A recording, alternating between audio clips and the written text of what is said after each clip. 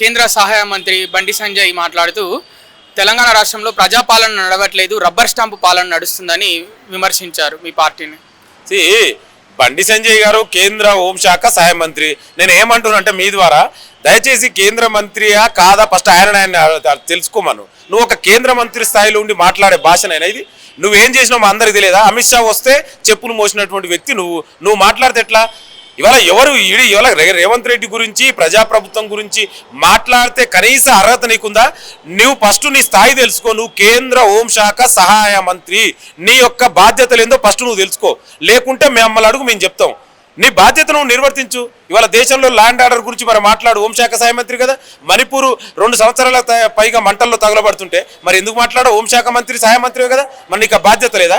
దయచేసి మాట్లాడే ముందు ఏది పడుతుంది మాట్లాడడం కాదు, తెలుసుకుని స్థాయి తెలుసుకుని. ఇంకా కూడా నువ్వు కరీంనగర్ కార్పొరేట్ లెక్కనే మాట్లాడితే బాగుండదు. నువ్వు ఒక కేంద్ర హోంశాఖ సహాయ మంత్రి, ఆ పదవి స్థాయి తెలుసుకొని మాట్లాడమని బండి సంజయ్కి నేను విజ్ఞప్తి చేస్తున్నాను.